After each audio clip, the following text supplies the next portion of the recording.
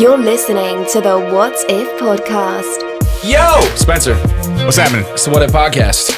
Welcome. How are you? I'm good, man. Good. We have a special guest in the building. We do. We have Robert Crump with us today. The one Shalom. and only. How you doing, man? Can't complain, man. Salutations. Oh, yeah. Blessed. Welcome. Bless up. We've been discussing having you on the podcast for a long time. Oh, I'm happy to be here. I'm blessed and highly favored. Hey, I love that, man. I want that. I want to like look at that in the mirror every morning. It's going to make me feel... Want to look at Crump in the mirror every morning? That's what she said. I'm not opposed.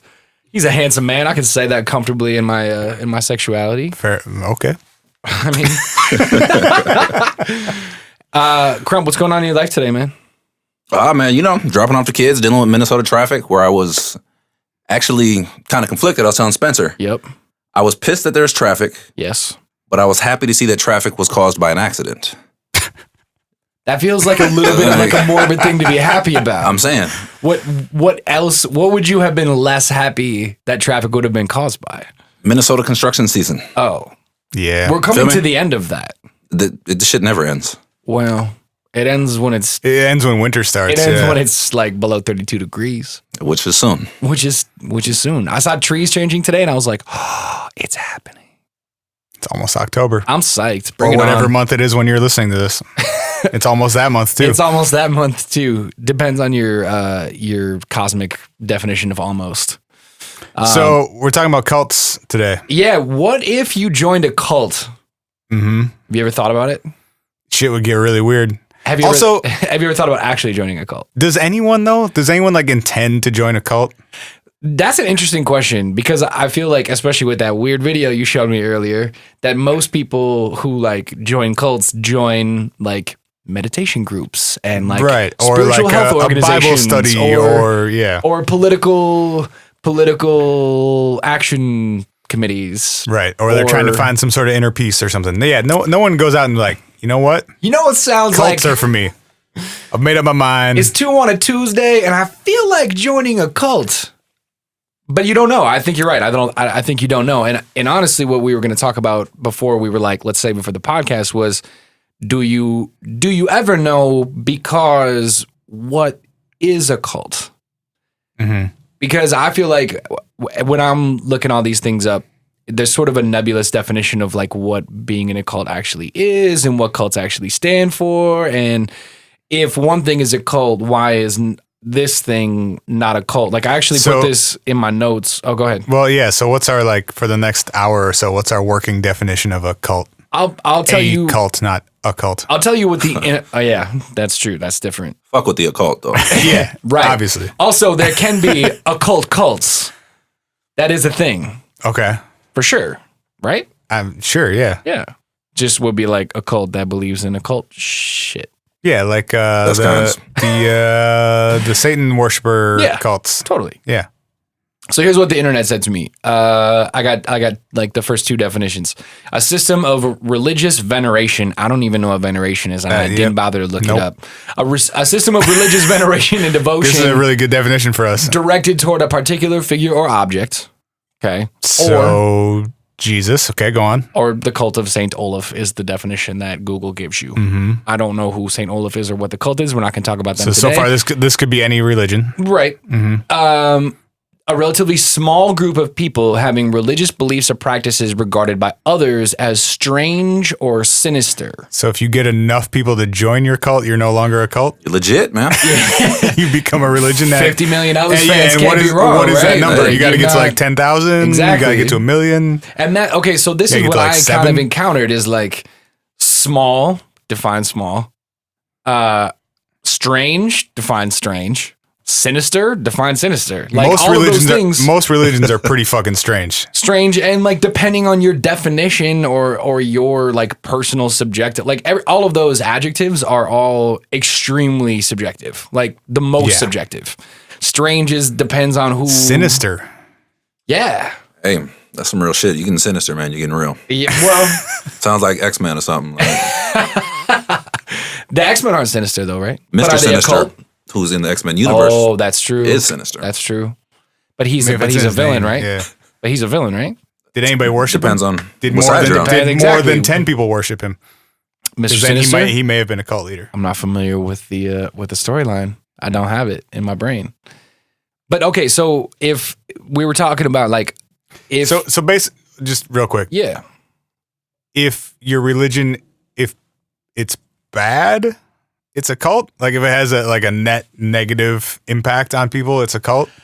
I mean, I'm willing to sort of absorb that definition, at least for our purposes today, because like what we were talking about is like, okay, so like Crump, you were saying like there are like, what about this? Like this could be a cult. Like I can't even remember which ones you said when you came in, but you're like, what about Tupac. this? What about this? Oh yeah. Pac. I guess you would have to like worship Pac though, and you would have to like do some, but it would also have to be wild shit in the sinister name or of somehow Pac. negative. Right. So you could be like, who won the beef, Pac or Big? And if you said Big, you'd be like, bang, you're dead, and you like kill that person. That would be like a fair enough. That's how I roll. That's the cult of Pac. Okay, and then we're excluding things like Catholicism because they have too many people who believe in doing sinister things together. I mean, I guess, but I also like, I don't disagree with you that by the definition, if you depend, like, I grew up Catholic. Are you? I mean, I drank the blood of Jesus and ate his flesh every Sunday. Kool-Aid, right. Kool-Aid. The Kool-Aid of Jesus. Oh, Jim Jones. Yeah. How do you? Okay, so for somebody who grew up Catholic, like, how do you feel about anyone even introducing the idea of Catholicism as a cult? Well, I have 2 children. Okay. Neither one of them have been introduced to Catholicism, nor will they be. Cool. I value their purity, maybe. Sure. I'm not trying to get them corrupted by a priest. Sounds like a Catholic term. Right? I personally think Catholicism is insane on a whole lot of levels. Sure. There's some dope pieces to it. But again, we're talking about cults. Like, by whose definition is it sinister? Like, I would tell you that touching on little boys would more than likely qualify as sinister. I would also agree with that. I would hope most people would agree with that. Yeah. Yeah. Unless you got red Gucci loafers or Prada, like the previous pope. We're just going to get you in a new church. Right. Not quite sinister yet. Right. I guess we're going for either classics, like classically defined as a cult, because I'm going to talk about Scientology for a little while. Okay. And I think we're going to go for classic and like pretty far out, as in like not generally accepted, as in not a ton of people are like followers or believers of said like set of information or beliefs or practices. Okay, so even if we're boiling it down to 2 criteria, it's that it's a relatively small number of members. Yes.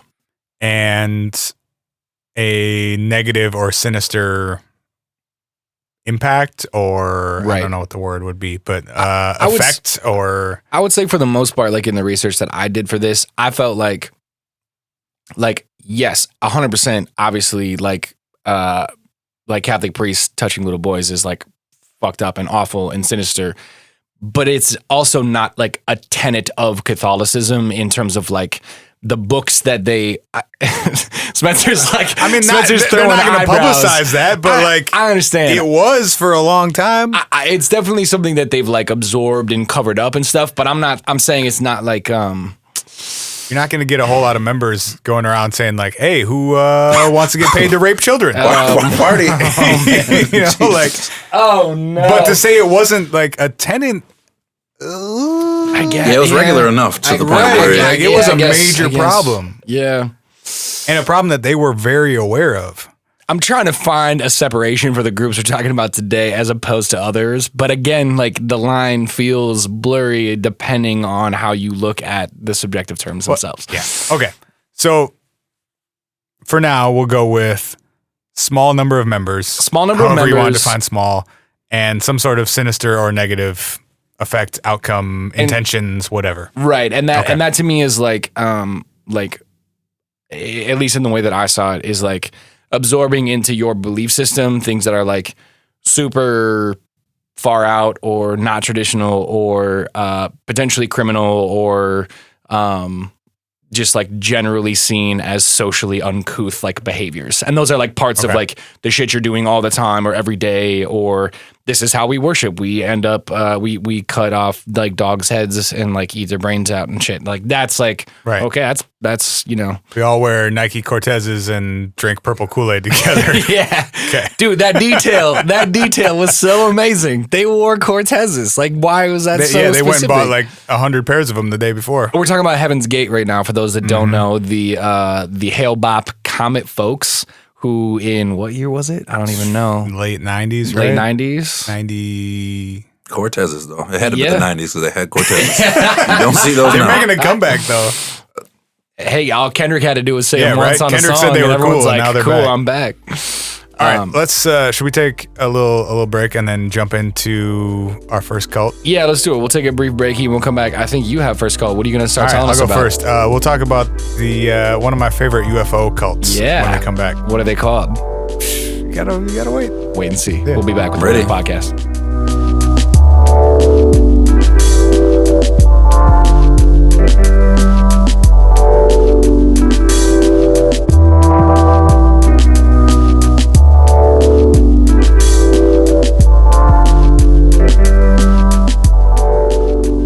Say hi to Spencer and Ryan. Send them a message at hi@whatifpodcast.com or leave them a voicemail at 612-246-4614. We're talking about what if you joined a cult today Gotta get my and notes ready.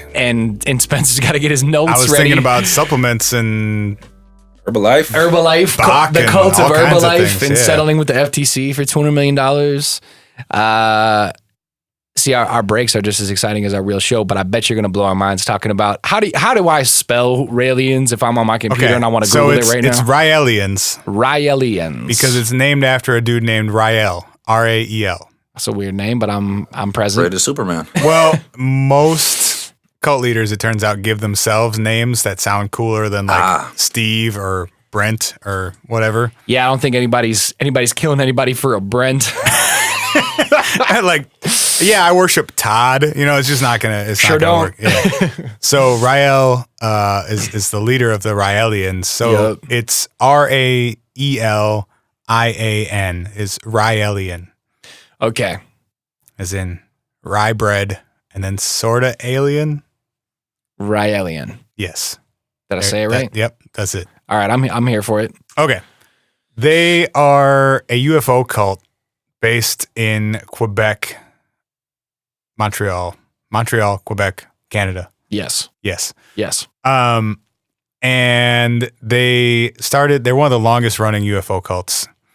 They started in the 60s when Rael had an alleged UFO encounter. He was driving through the woods and he saw this like bell-shaped craft flying through the sky, and he was like, oh shit, that's a UFO. That's crazy. I'm going to pull over and I'm going to watch this UFO. And this UFO apparently landed very near to him, and he was like, all right, well, that doesn't usually happen. I'm going to go over and check that out. Sound idea. Yeah. Right. I'm not gonna not see what's up. And he said this little like trap door opened from underneath the UFO and a staircase came down. Tight. Because even on other planets, they fuck with stairs. That's a universal constant. Hey. Stairs. It's efficient. Gravity. And this alien came out and started talking to him. And It's like, what's up, Rael? right. Well, his name then was probably like Brian or something, but Brent. Fucking Brent. this alien comes out, and apparently this alien looks like basically human, which it's usually a good sign that you're not dealing with an alien. But in this case, this little guy comes out and starts telling him about how they're from this other planet. And on this other planet a long time ago, they were like about as advanced as humans are now, to the point where they could start doing like genetic manipulation and cloning and creating life artificially. We're close. Right. We're doing a lot of it. Mhm. Most of it. And so they started like creating life on their planet, and they started with real simple organisms and moved their way up to other animals and stuff. And they had this rule though that they could not create intelligent life, sort of like with our kind of where we're at with artificial intelligence now. Like, you don't really want to create something that may potentially be more intelligent than you. Keep it at Siri level. Just fucking stupid. Right. Useless. Basically useless. Yeah. I yell at and throw my phone because of. You want to create like deer and lizards and beavers and shit, but not anything that's going to like eliminate you from the food chain. Right. So apparently their scientists got to a point where they were capable of creating more intelligent beings and wanted to, but their government or whatever wouldn't allow them to. Their alien government that is being conveyed to Rael in his experience is as ran by Obama. Yes. Thanks, Obama. Space Obama. God, just let us make intelligent beings, Barack. Shit. Is that Napoleon Dynamite? What the fuck was that? I don't know. That was like my mad at Obama voice, like dumb idiot. Dumb Southern idiot. So voice. this alien that comes out of the trapdoor staircase attic thing tells Rael that the scientists on his planet were like, okay, yeah, that makes sense. We found this other planet though that's a lot like ours where we could test some of this shit out, and they couldn't like destroy us because they've got their own planet and whatever, we'll be safe. That other planet apparently was Earth. Okay. So these aliens came to Earth and basically seeded human life on Earth. So they started with like more simple animals and then worked their way up to actually creating human beings. Cool. So this alien is telling Rael, yes, we created human beings, whatever, hundreds of thousands of years ago. And in your stories and in the Bible, we are what you guys refer to as gods or as angels or the Elohim or the Anunnaki. If we're following the ancient aliens line of reasoning, which you have to. Dude's hair is so awesome, you have to follow that. You cannot listen. If Giorgio says it's true, it's got to be true. So he conveys all this over the course of like 6 hours to Rael. And just one more time, like what year was this? Is it in the 60s? This was 1970.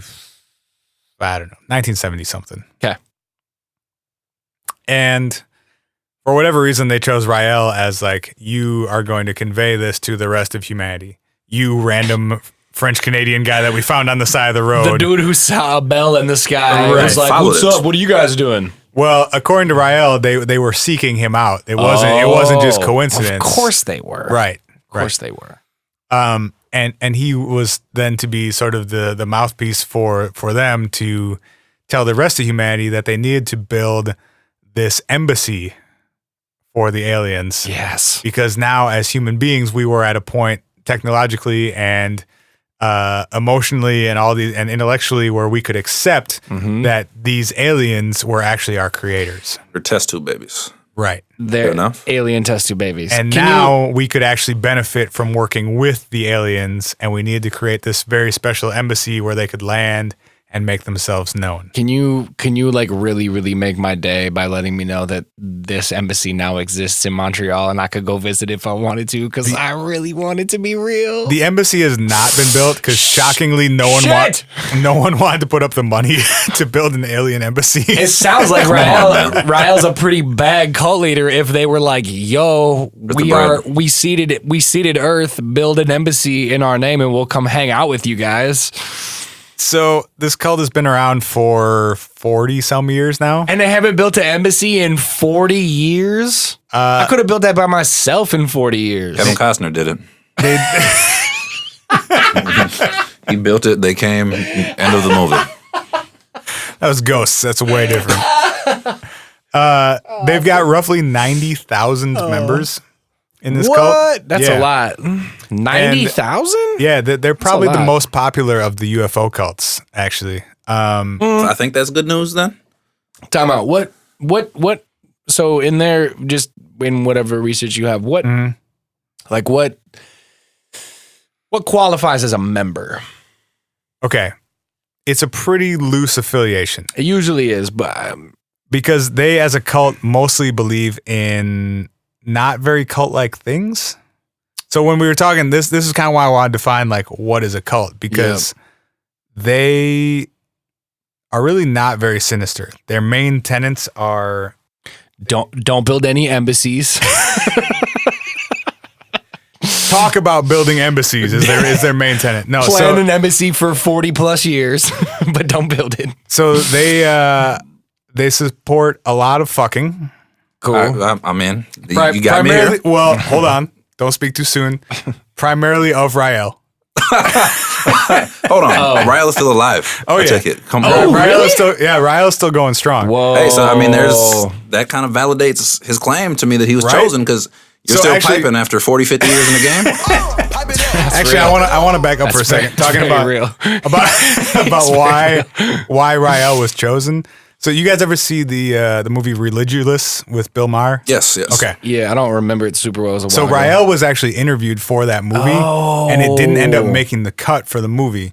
But I found an outtake of that interview between Rael and Bill Maher. Let's go. Where Bill is asking the question, like, why did these aliens choose you? Because you seem like just kind of a random French-Canadian dude. So here's audio of that. Now, other prophets in other religions past, like Moses, similar situation.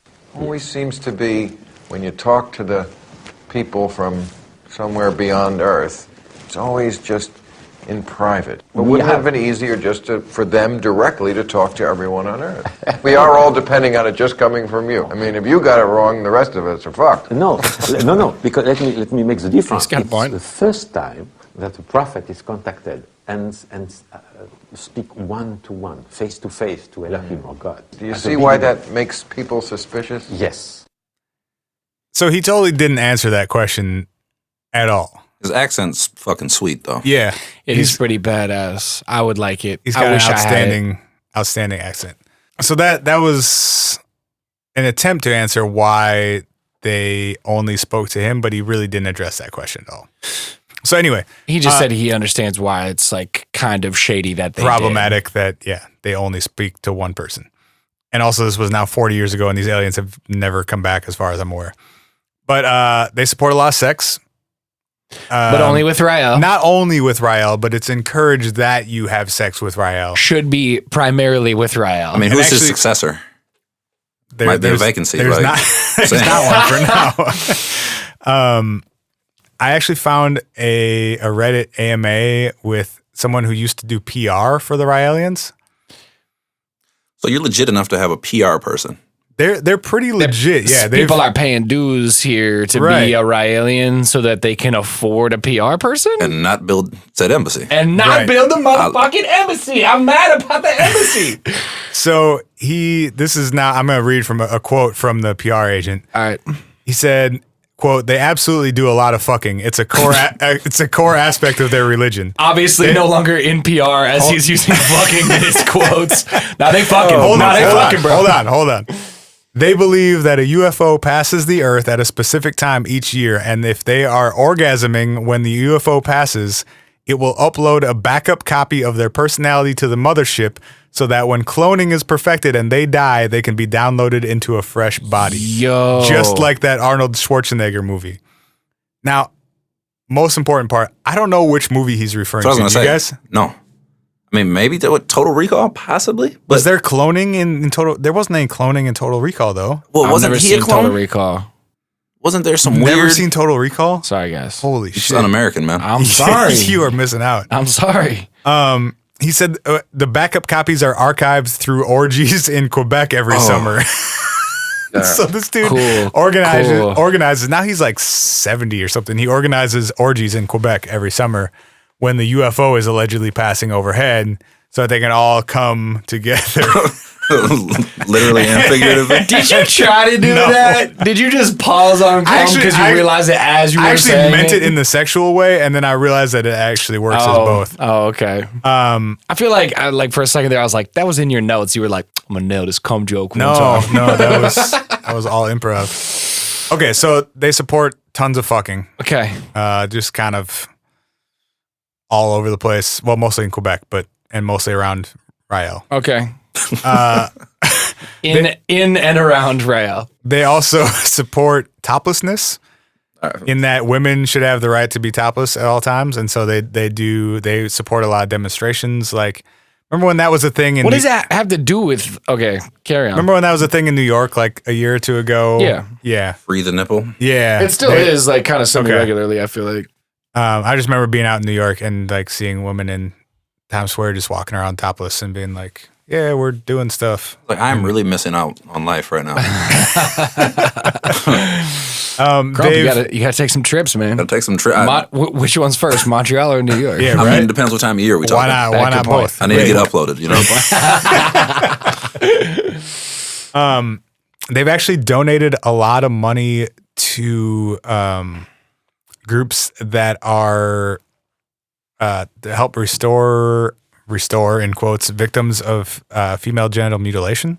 Whoa, Yeah, that's interesting. which I don't really know what their angle is on that, or like if they just think it's a good thing to do, or If you get it restored and you get an invite to Quebec. see That's true. that's what I'm hoping it's not, is like for some weird ulterior motive. Ooh, of that like, would be real fucked up. I'm hoping it's just some like altruistic, hey, we think this is fucked up and we're trying to undo it type of angle. But Like I could see an angle of just being like yeah, we have this weird alien undertone, but actually we're like really sex positive and like we're like all about equality and sex positivity. And then I can see there being some of these elements where it's like, yeah, like it's not really my thing, but like cool that you're helping people who are in, have had like traumatic events or whatever. so it seems like there's some I guess what I don't understand. aspect of that, Okay. but also there's some other weird stuff going on. Yeah. I haven't found anything overtly negative about them though. Well, I don't understand how these tenants necessarily are like getting us any closer to the motherfucking embassy. They're not. So that they can come hang I think out. the embassy is a ruse for the orgies in Quebec every year. So They- these tenants themselves aren't contributing to any like real part of Rael or the aliens or Huh? I'm just trying to figure out, like, I feel like is there sexual pursuit, like, is this somehow pleasing the aliens? Is it encouraging them to come back soon? I think the only tie-in is the uploading of the genetic data. Okay. Which really makes absolutely no sense. Also, Well, they're strong.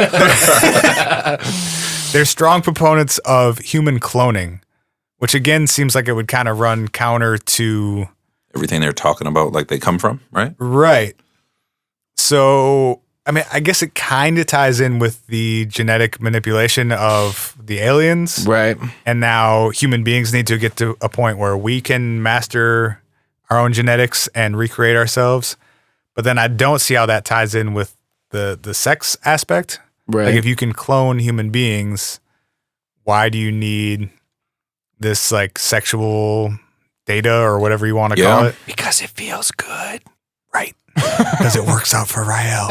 Well, and even with here's my beef with Rael. I think if these aliens were able to come to Earth and create an entire population or populations, it sounds like Billions of people and Right. animals and yeah. So bam, you guys are super powerful, but you need me to go fundraise so I can build your embassy. Right. Ah, Right. You Little built fishy. these ships that Yeah. got you halfway across the universe, but you can't put like a few bricks together in Quebec. Let me get some alien bucks, yo. Right. But at the same time, I'm sure Rael has put together some money over the years. You've got 90,000 members. If you're Yeah. hiring PR people and donating to... You've got a payroll. Yeah. Like I would think you could build a building. yeah. But I mean- I'm totally with you. Like none of these cults seem legit if for nothing else like that reason. Why do you need money? Well, I'm curious the specifications of said embassy now. Like that Okay. place sounds like it's pretty fucking cool. Let me see if I can. Yes. Google is predicting Raelian now for me if I type Awesome. RA. Good. Raelian They know what you love. embassy. Here we go. Give it to me. Oh, this is coming from rael.org. So this is the official word. Cool. Okay. Did they have to get .org because the .com was taken? Maybe. Rael- They're an organization. They're not a company, right? Rael. All right. All right. It says through the messenger Rael, the Elohim, those are the aliens, have respectfully expressed a desire to come and meet with us. Cool. But since they wish to come only if their presence here is welcome, they ask that we first demonstrate our desire to invite them by building an appropriate embassy in advance of their arrival. That's one way to couch that that request. The embassy would become the third temple as predicted in the ancient scriptures. According to the specifications provided by the Elohim, it must be built in a neutral location that has been granted rights of extraterritoriality and guaranteed neutral airspace. Providing such an embassy and obtaining the necessary guarantees for the rights of its occupants will prove that humanity is ready for an official meeting with its creators.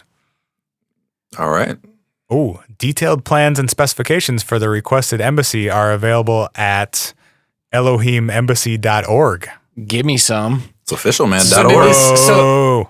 did this dude just did he just remember? Were they like, all right, Rael, here's what we're looking for. All right, we need 13 bedrooms, 17 bathrooms. What? I found a video outlining how we're supposed to build the embassy. Do you guys want to take 4 minutes to listen to / watch it? I mean, the intro sounds pretty awesome. There are 8 UFOs on my screen right now. They're circling Earth. Cool. Shit, they're moving towards Earth. Is this going to be one of those, there's They audio, have but then Arabian music on other planets. Well, this sounds like it may be the inspiration for the next Michael Bay Transformers film. Yep. Uh-oh. Let's build an embassy and welcome an ET civilization to Earth, says this YouTube video.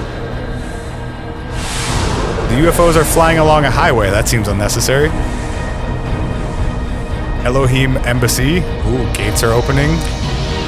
This looks like it was probably made in about 1995.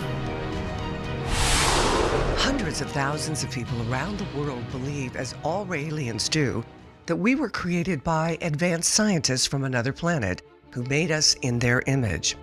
Those extraterrestrial creators mentioned in the Bible as the Elohim have continued throughout history to monitor our progress And commandments. also sent us messengers. We're parting the including seas. Jesus, the Buddha, Mohammed, and a few dozen others throughout the centuries. Yeah, that's another good part.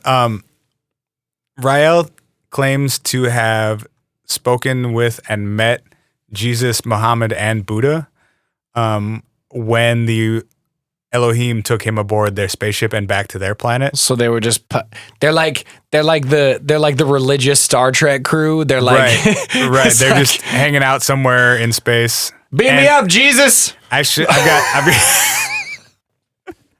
Jesus is Scotty or Chief O'Brien or all right. We can't talk about Star Trek yet. We did this on the last episode and you were lost. I made like one of the 3 Star Trek references I'm capable of making, and I thought it was pretty good. It was solid. All right. So I've got audio of Geraldo Rivera interviewing Rael specifically about the times that he met Jesus.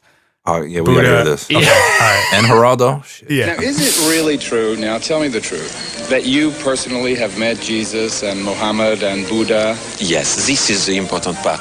These people, But you've seen them with your own of course, eyes? and I was speaking to them like I speak to you now. And we will build this embassy, and they will come back to the earth. How tall was Jesus? Oh, smaller than you. How about Muhammad? Muhammad also smaller than you. So Geraldo's main question is, how tall was Jesus? We have to know. Is this also is this Geraldo's like gotcha moment? He's like, hey, here's what I'm gonna do. Like, did you or didn't you meet Jesus? How tall was he? Like, as if Geraldo's like, I got a chart here that says Jesus was 6'2". Or Rael's gonna be like, 5'8". he was 2'4". Shit, that's not a real height. I fucked it up. He knows I didn't really meet Jesus. Good one, Geraldo. Great reporting. What a piece of Quality shit. journalism, man. All right. Yeah. Let it run. Is there more? There's more from that interview, not Okay. specifically about that. Okay. I've got some from when Geraldo asked him about why they enjoy fucking so much as Rael. Oh, yes. You know, of course, the thing that attracts most attention, Rael, you have to be honest, is your approach to human sexuality, a kind of a free spirit, almost a 60s kind of thing. I don't think this is the most important point.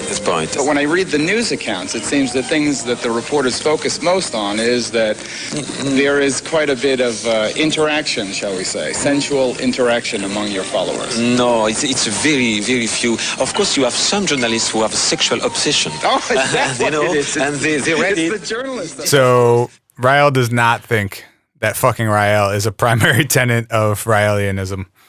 And in fact, it is the journalists who are obsessed with fucking Rael. Hey. Yeah. He's like, look, if people want to fuck me so they can go on the alien spaceship, that's on them, man. Like, I'm not. So I don't know. didn't make the rules. I just play by them. So to wrap this up real quick, I don't know if this is necessarily based on our definition fits as a cult, because it doesn't have to be sinister. It is strange. it's definitely strange. It might be strange enough that I think the sinister can go out the window. at that Yeah, point. Okay, yeah. So, It's like, strange and small, and it is strange enough and small enough that I am definitely down to like let this adhere to our definition. Because there's nothing, I couldn't find anything like objectionable about it. And even the dude on Reddit who did the AMA was like, yeah, they're harmless. They basically like to hang out, and it seems like they're all kind of in on the bit, and they organize weird Canadian orgies, and they all have a good time, and they seem like pretty normal people who like And one maybe day believe in we aliens and will. maybe don't, but And one day we will download our brains into new human clones, and it's an amazing So I'm French curious, where are the accent. kids in all this? where are the kids? Because a lot of times when I think of cults, I think of kids, right? You Yeah. got Jonestown, you got all this weird stuff going on with kids. And like the early indoctrination shit. Yeah, so if he's been around 40 years, right, that would lead me to believe there's some kids, there's offspring that would be in the same type of deal. Well, and I don't know if it's a cult in the way that like I don't think they all live together. And there's no like, give me all your worldly possessions type. Right. I think they all still maintain relatively normal lives. Like they have jobs and they don't have to leave their families and all that kind of stuff like some other cults that are out there. I think it's more of like we get together on the weekends and talk about UFOs and, fuck 40 of each other at the same time kind of thing. I mean, That where do I doesn't sign sound up? so bad to me. I don't know. That's one way We to get a do it. Minnesota chapter cracking. Yeah, hey, we'll have to send a message to Montreal and see what if you joined a cult, you could try to come your way into a spaceship if you lived in Quebec. Whoa, Daddy. When we come back, we're gonna talk about another and very different cult that has some sex in it, but not nearly. Not It the seems fun like kind. as much as Raeliens. It's just gonna get weird when we come back with the What If podcast.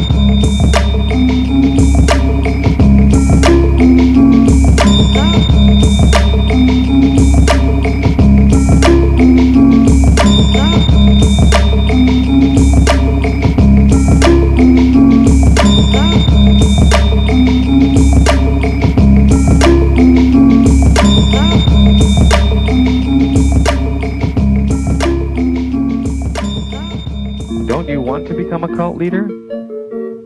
Since the death of God, there's been a vacancy open. You could fill that void. Here's how. I like that. That's pretty cool.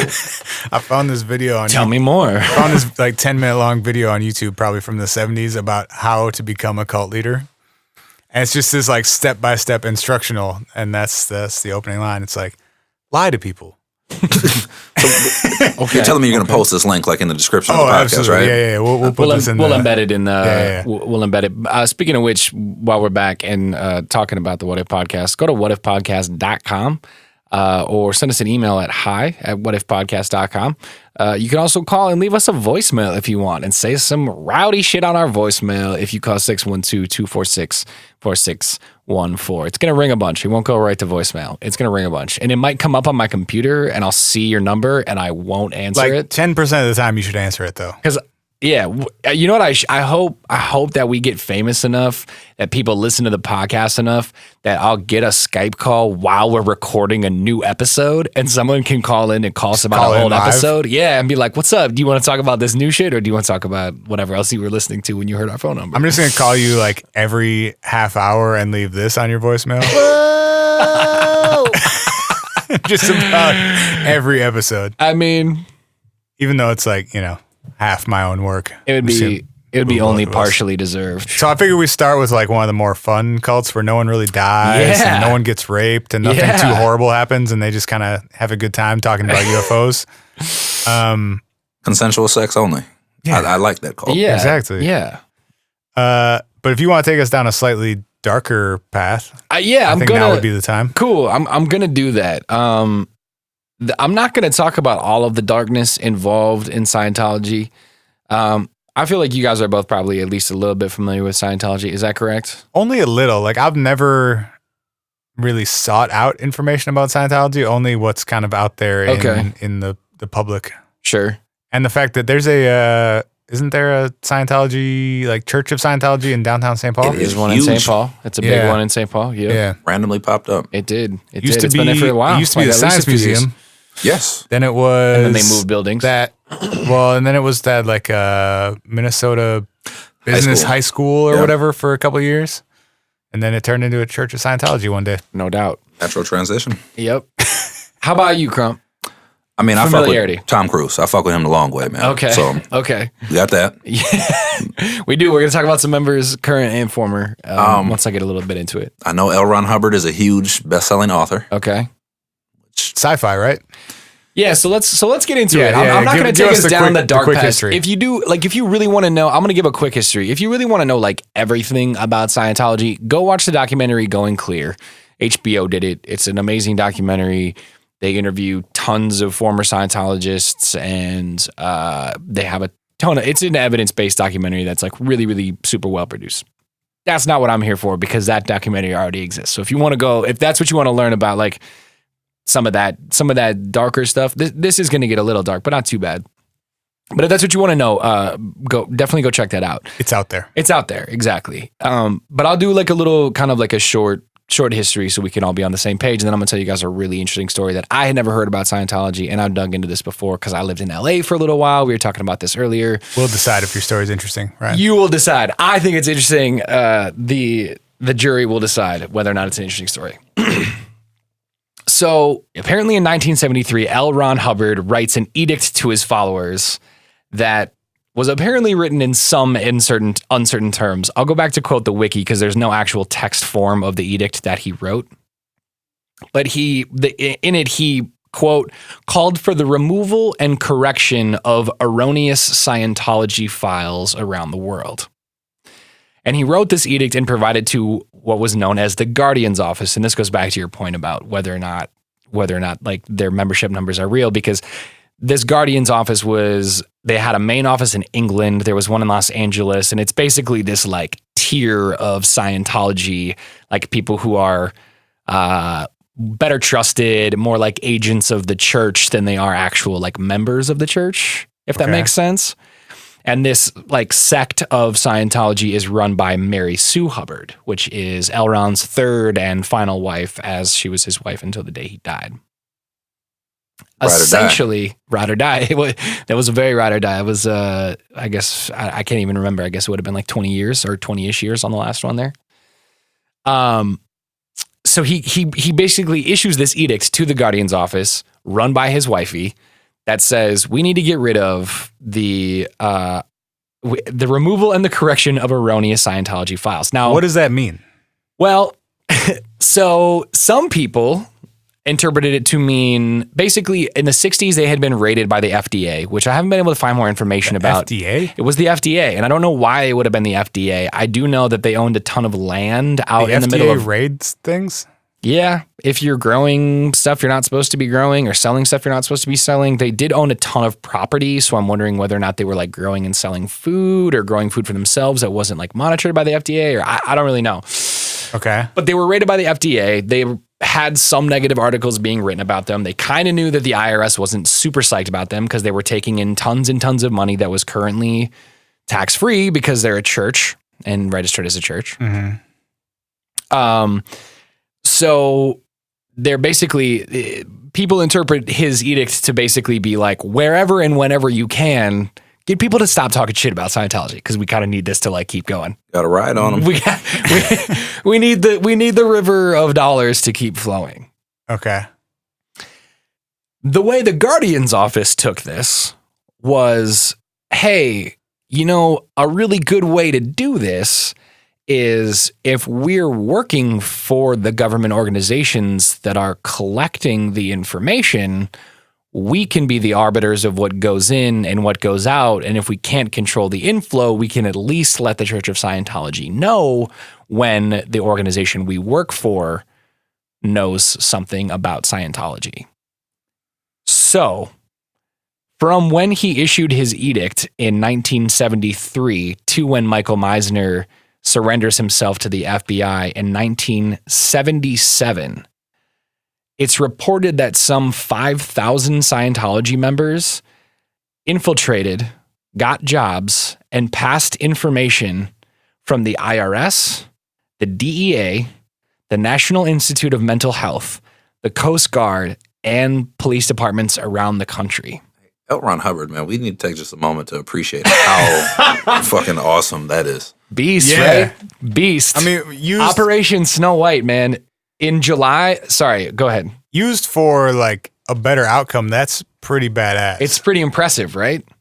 On July 8th, so this was you can just a real go ahead, dude. Moment of appreciation. Going back to what Crump said, like he sends out a memo that results in how many thousands of people? The number is estimated at 5,000. They don't have proof of that. 5,000 people. This was also worldwide, by the way. They just have less proof of the international ones because whatever. Yeah, thousands of people changing their careers, moving into government jobs, basically just spying for you to like make sure that you're getting paid. Your cake keeps coming. And to piggyback on this, he's doing all this without fucking people. Well, Rael, he was fucking people. I don't know. Maybe people weren't fucking him like they were doing Rael, though. You know what I mean? That's true. I don't know much about like giant Scientology orgies. I know that people were fucking, but I don't entirely know. Like, I don't think it was like a basic tenet of Scientology. You don't bring Tom Cruise into your organization if you're not trying to get him in on some orgies. I'm saying. I mean, come on, y'all. That dude's like 5'4". He's not doing he's not doing much work anyway. What? I'm not sure you know how sex works. He's 5'4", man. Do I have to explain myself? What are you talking about, man? I'm talking about size 8 shoes, man. That's what I'm talking about. You know what the fuck I'm talking about? Motion in the ocean, man. Wow. Okay, so let's talk about Michael Meisner really quick. I want to tell you guys why they knew who Michael Meisner was. Please. Michael Meisner in 1974, I believe it was. No, would have been earlier than that. Like after the edict was issued, like 73, 74. Am I saying 90? 73, 74. Dude is living in the DC area and along with 2 other Scientologists gets jobs as typists, like clerical typists for the IRS. Okay. And because in the 70s, typing shit was a job. Typing shit was definitely a job and like a big one because it was like slow and difficult and the only way that copies got made or whatever. Yep. So they get jobs at the IRS and their job is basically to go, if we get paperwork that is valuable, if we know the IRS is collecting a file on Scientology, we're going to like make copies of shit or take pictures of shit or just say, hey, this came in, etc. So for a while, Meisner and a couple colleagues / Scientologists are basically just funneling information back to the Church of Scientology in LA and the headquarters, etc. Over time, they get a little more brazen about their investigations, and they end up learning that there's going to be a meeting at the IRS headquarters in DC that is about the tax exemption status for the Church of Scientology. They falsify IRS credentials to get into like different floors of the building and bug the conference room with an FM transmitter that you can plug into an outlet and beams an FM signal to a Church of Scientology vehicle they have in the parking lot. This is so cool. Whoa. This is all in court docs, dude. I read through some of the court docs today and it was blowing my fucking mind. Next level shit, man. For real. They're sitting in the car with a microphone recording the radio transmission of the IRS meeting about Scientology's tax exemption status. And the Church of Scientology proceeded to use that information in later court cases because they knew the IRS's angles they were going to take to try to revoke their tax exemption status. Right. So their entire court case was prepped to fight the angles that they were using in the meeting that they got. Damn. I don't entirely know how, but Meisner was found out for having bugged the conference room. By the IRS? By the IRS. And then the FBI was on the hunt for him and he left and went back to California. This is when he went back to his apartment in Glendale and he basically was like hey, I'm a fucking federal fugitive and I'm really terrified and I don't know what you want me to do, but I don't think I can be like covertly assuming a new name and a new job for the rest of my life. Like, they could tell he was kind of wavering on, I would way rather be like, hey, we infiltrated a bunch of government organizations and I want out and here's what they told us to do, et cetera, which is why they kept him captive for as long as they did. So then he eventually escaped and turned himself in rather than keep being a member of Scientology? Yup. Escaped his handlers. He turns himself in. He basically tells them everything he knows about Operation Snow White in the weeks between the June 20th. And so 2 or 3 weeks between June 20th of 77 and July 8th of 77. On July 8th of 1977, 156 FBI agents raided the Los Angeles Scientology Church in the largest FBI raid in history. It took them 21 hours, and they filled a 16-ton truck with paperwork and evidence. Wow. Which detailed all of the embeds they had in all of the government organizations in the country. I'm going to jail!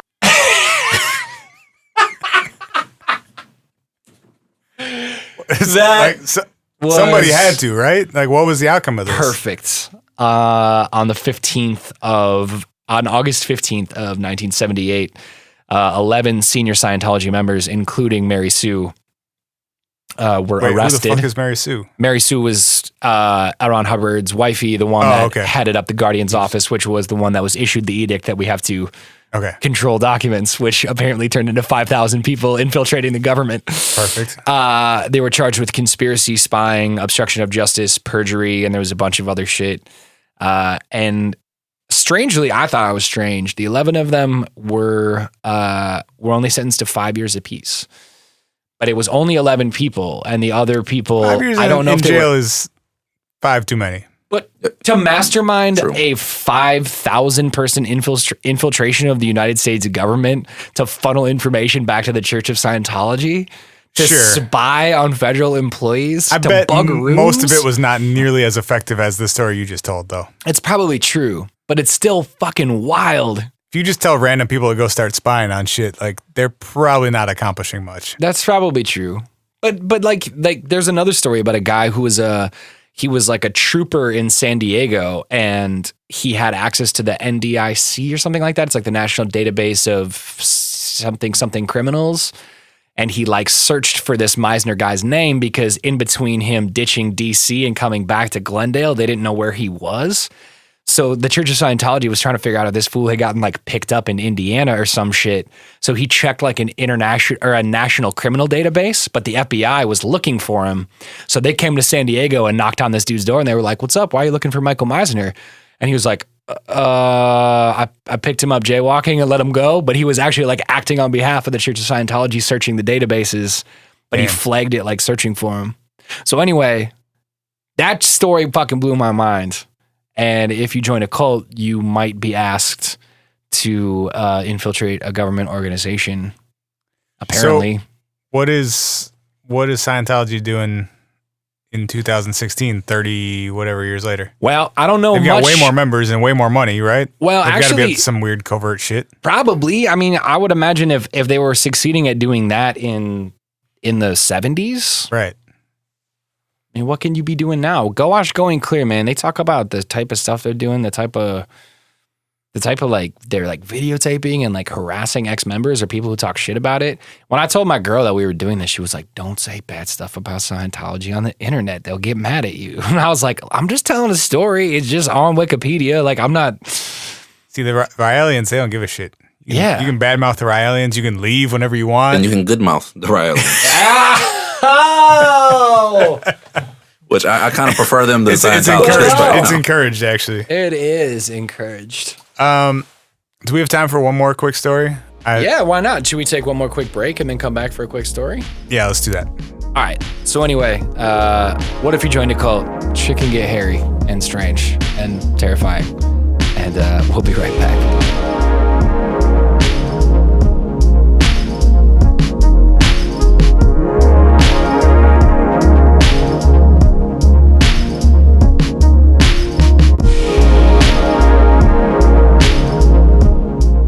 And now, back to the What If podcast.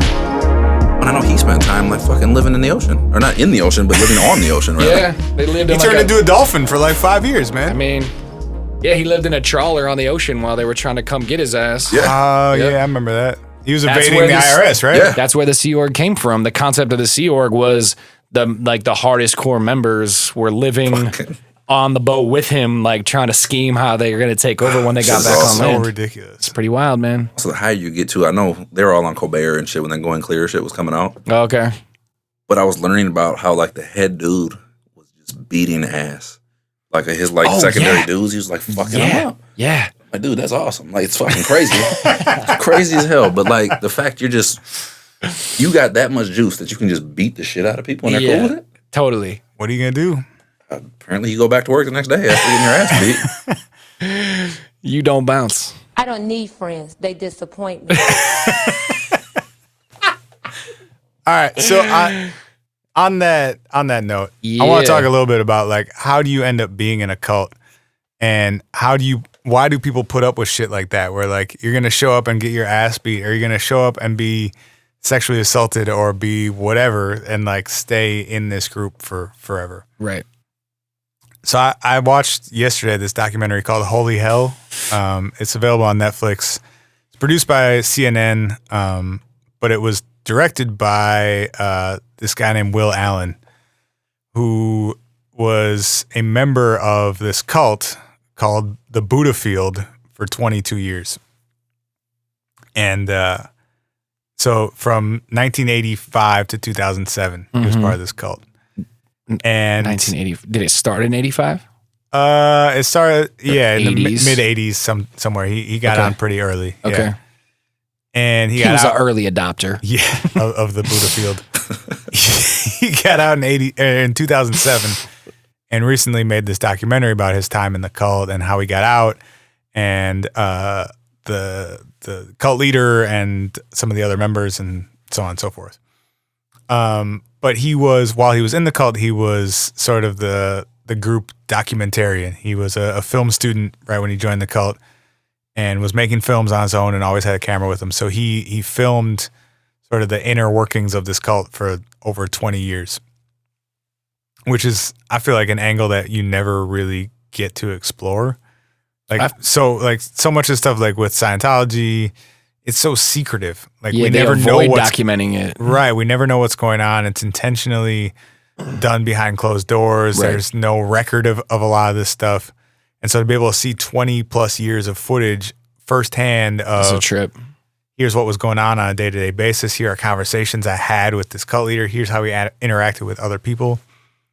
But yeah, so it started in 85 in LA as sort of just like this hippie commune, like these people that would get together on the weekends and like play music and dance and go on hikes and like hang out naked in the ocean and just like, once again, like this, I can rock with it. yeah, Right. I'm not mad so far. Sounds all right. So far, we're okay. And they would they lived together for a while. They like cooked, they do yoga, they would meditate together, just sort of all this like positive, feel good hippie shit.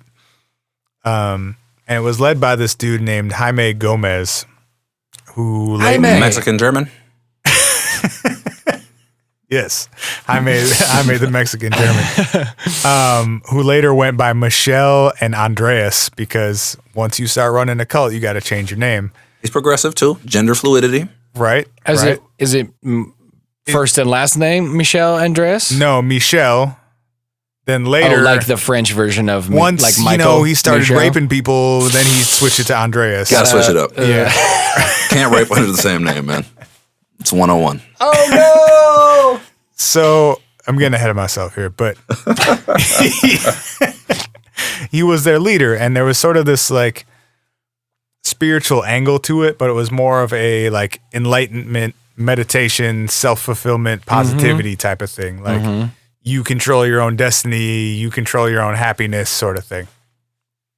But it got weirder the longer that people were in the cult. You don't say. And the longer that he was leading this group. And he started doing like religious ceremonies with the people, like the members of this group of the Buddha Field. And he started doing this thing that he called the knowing, which he said was the most intimate connection to God possible. Man, if this gets gross, I don't want to like. I feel like I really don't want to like end on this like gross ass. Sounds like it's gonna get rapey. It sounds like it's gonna get super rapey, which is why I'm not like super psyched about ending the podcast. I'm like, and then this really weird dude in California named Michelle started raping people. All right. Well, it totally does go that direction. So if we don't want to end on this note, we can let people who are curious about Michelle, Andreas, Jaime, whatever the fuck he wants to be called, watch Holy Hell on Netflix. I think that's a good way to send people out instead of being like, and also some cults get really rapey, and here's how it works. Well, anyway, have a good day. The reason I brought it up was because it's a look at how people end up joining a cult. Yeah. Because I don't think with like any of the stuff we've talked about so far, people have set out to be like, you know what? Fuck it, cults sound great. Right. I want to kill myself by taking cyanide Kool-Aid and end up on a UFO, or like, I want to worship this crazy person that's going to rape me. Like, no one sets out to do that. Right. And so it's this look at how over 20 years, this thing started out as just like basically these people that got together on the weekend to go do shit outdoors, and eventually turned into this like really manipulative, really possessive, really negative cult, basically. When even kind of talking about Scientology and such earlier, we're talking about that mental health aspect. Like, everything starts out on a positive. Hey, come build this community with us. Be a part of this. Right. And it sounds like over time, people get alienated from whatever it is that makes them them. Then maybe get raped. But prior to that, obviously, like, it's all positive. The initial premise is something positive, whether it's, helping with, like, mental health or providing this this place for people, you know, maybe living like stressful lives in LA to like have this outlet on the weekends to go just kind of like reconnect to nature and themselves and whatever. And that's the other thing too, like when you say like living stressful lives, I feel like for the most part, the cults that like I was like reading into and like researching and stuff like that, it seems like for the most part, they're, I don't want to say like preying upon, but like they're definitely having, it seems like there's an intentional push to pursue people who are vulnerable in some capacity, whether that be like mentally vulnerable or physically vulnerable. They don't have a ton of family. They might have like a pretty fluid value system. People who have been like previously sexually assaulted or like previously physically assaulted. Some sort of trauma. Some sort of trauma in their life. And this like, this quote unquote community, which I'm sure at least either externally or probably partially for a while internally actually feels like a community. I would imagine it does for a while until things sort of turn into this like tumultuous, you know, whatever it ends up being. That was one of the really fascinating things about the Holy Hell was with like the Buddhafield community. Some of those people had lived together and known each other and been friends for 20 years. And so he actually interviews a lot of the members that left around the same time that he did, who he's still really close with and considers close friends, family, etc. But one of the things that came up in that film that I want to talk about too was like at some point you are committed to being in that group. Right. Because, you know, Will Allen was saying like, had I wanted to leave, and I did want to leave at times, you know, like when I'm being sexually assaulted by this person that I live with, like I don't want to stay in that situation. But I've lived here for 15 years. Yeah, like what the fuck else do you even do? I don't have a job. Right. I don't have income. I don't have a bank account. I don't have a place to live. I've been excommunicated from my family, from my friends outside of this group. If I were to leave, I literally would be homeless, without a job, without anyone to help me. And so at the end of the day, at least I had a place to live. I had like my basic needs met. And you had some people who had been through the same process with you. So they were like essentially homies. Right. And if I leave, I'm starting over from square one at 45 years old. I'm on the street. And that codependency piece. Totally. It's so crazy. Because like you're saying, they might be vulnerable adults when they're heading in. Or just vulnerable individuals. And they might become fulfilled, but outside of that group, now they're more vulnerable than ever. Totally. Exactly. And they're then dependent upon their leader, that one person, who is on some level supplying them with these things that they need. You know, whether it be just food and shelter or some sort of emotional stability or this, you know, this community that they now feel like they're a part of or are a part of. Right. And there are really positive aspects to it too. You know, For sure. like you're with 100 other like-minded people who are supportive of you, who didn't think they were joining a cult to worship some weirdo former gay porn star in Michelle/Andreas's case. Like, you just thought you were getting together with a bunch of people that you vibed with. Right. You know? When a lot of this sounds really similar, like how we're talking kind of to begin with, what classifies something as a cult versus something being a religion? Right. Mm-hmm. And this is where it's sounding like, again, it gets to that blurry line where it's like, everything is positive. Oh, I'm doing yoga all the time. I'm swimming in the ocean with my people. Right. That sounds kind of dope. And that sounds like not necessarily a church experience that in and of itself, but I'm going to church once a week or twice a week. Yeah. The concept of fellowship. Yeah. Well, and I mean, I think that's what so many people get out of a church experience anyway, is that community aspect of it. You know, I have a family who go to church every week, not because they necessarily identify with like the religion and the worship aspect of it, but that's their community. That's their social interaction for the week, especially with older people. You know, that's a huge draw of religion, I think. For sure. And I think for people who feel like maybe especially sort of outside of the bounds of society in some capacity, maybe those traditional religious spaces don't feel either comfortable, or they were once comfortable but had wronged them in some way and no longer feel comfortable. So it's these types of things, these types of locations, these types of groups that become attractive to them, and they sort of maybe don't seek them out, but they have a super, super high appeal right off jump because of the nature of them, because they do provide some community, they provide some comfort. It seems cool from the surface, and it doesn't feel like traditional religion, which might not have been something they were looking for, something that was like a negative experience to them in the first place. The thing that I think is so interesting to me is when it goes like the extra step. Like if you want to bring it full circle with like the Hail Bop people, like to me, the what's really like, because Heaven's Gate was pretty out there from the start, though. For sure, but I think it's really interesting. Like, I can see how any person who doesn't have necessarily a lot going for them could over time find themselves in a situation and be like, whoops, I'm super in a cult right now and I didn't really want to do this ever or think this would be my situation. That's what was really interesting about Holy Hell, is like you get to see that moment where it sort of flipped. It didn't necessarily start that way, but several years in, it kind of flipped to the point where people are like, whoa, holy shit, what did I get into? And it actually took somebody leaving the group and then coming back 10 years later and being like, yo, what the fuck are you guys doing? That actually broke it up. Wow. So it took an outsider being like, this is not what it used to be. You guys are getting... This is super unhealthy, guys. Right. Like, you guys are in a really bad spot. Yeah. You got to get out of here. Yeah. To actually break that up and instigate that sort of change. But yeah, with Heaven's Gate, like, I don't know.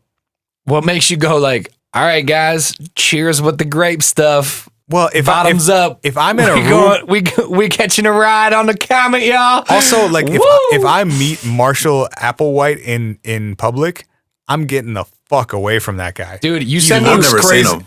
Are you serious? No, I have to go Google this now. Oh, Or you no, need to Google this.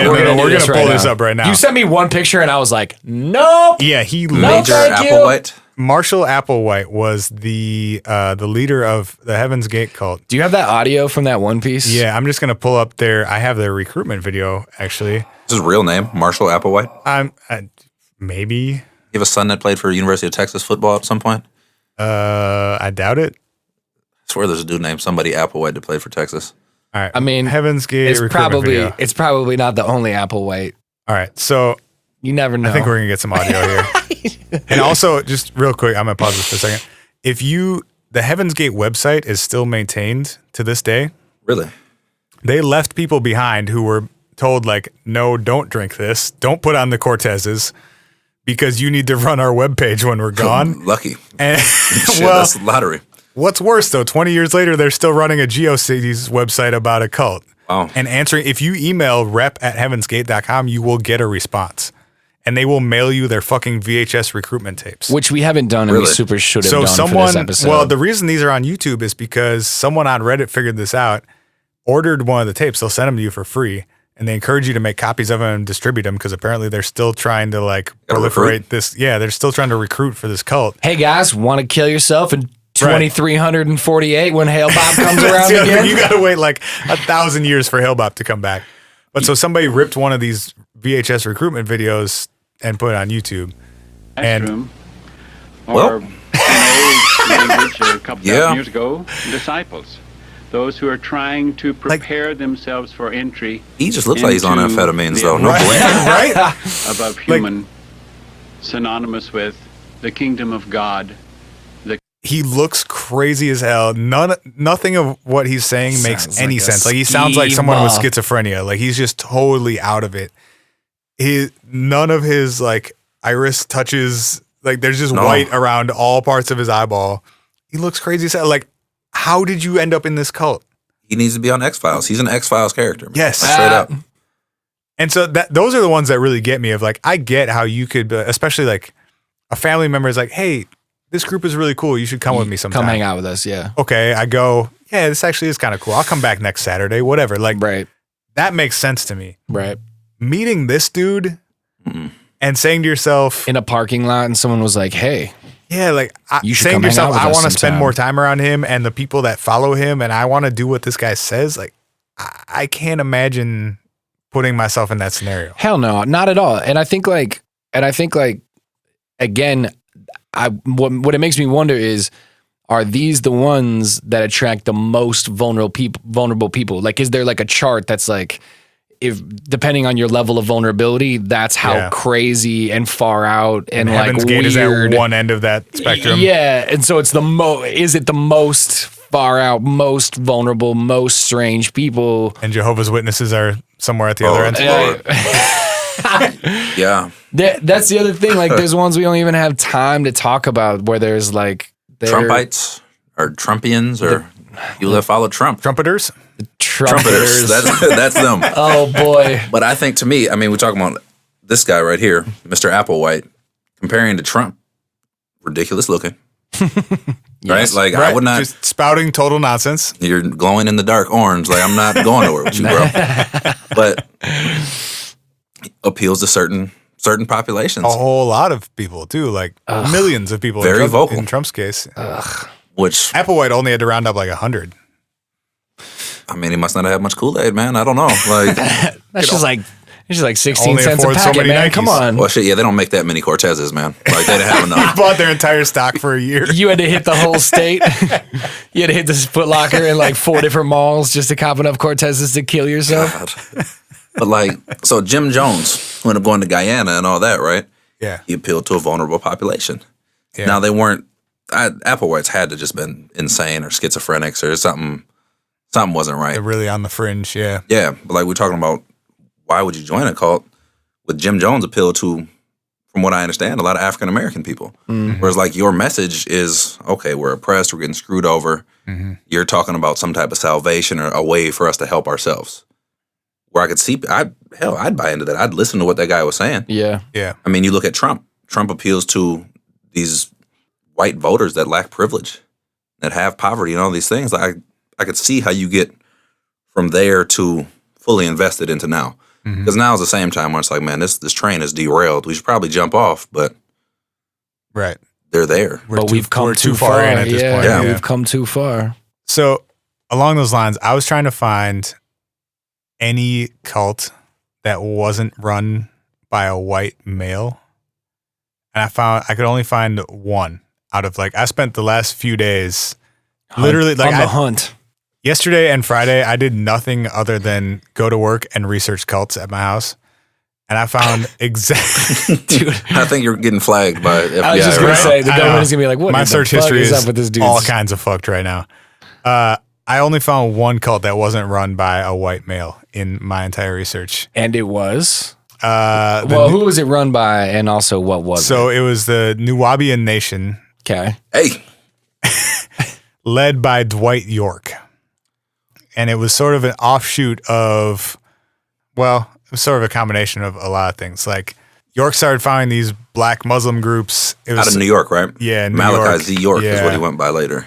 It was sort of an offshoot of the Nation of Islam. There were weird UFO elements to it. There was also a lot of Egyptian elements to it. Cool. Pretty awesome. Sounds pretty awesome. It was. I mean, some elements of it I can get down with. Until it got sinister. Well, right. And he started raping kids. Wow. Yep, that's actually why he went to jail. Oh, boy. He went to jail. His sentence, anyone want to take a guess at how long his sentence was? Well, I mean, it just depends on how many counts. I really don't want to. It sounds like forever. I got nothing. I know he's not getting out. 135 years in federal prison. Yeah, wow. Yuck. Yikes. Started in 2004. He got some followers, though, that are... One interesting thing about him, though, man, dude was, like, legitimately owning city blocks in New York City, in, like, Harlem. Wow. Where he would own the entire block and was creating an economy. And I think from a black perspective, that is really cool to me. Right. But again, once you get into the raping, you lose me. Mm-hmm. I really, for the life of me, can't understand the connection. What is the connection between... He was also a musical star, too. I forgot about that piece. Okay. And that was actually another thing I wanted to talk about because that's totally a fucking theme. If you look at cult leaders, so many of them were in some sort of performance. Oh, it's like a fame thing, like an adoration thing? thing? It was either music or it was theater, acting of some kind. Dude. L. Ron Hubbard with the writing. L. Ron Hubbard. Okay, so L. Ron Hubbard as a sci-fi writer was kind of doing okay, but not really killing it. Was never going to be famous for writing sci-fi.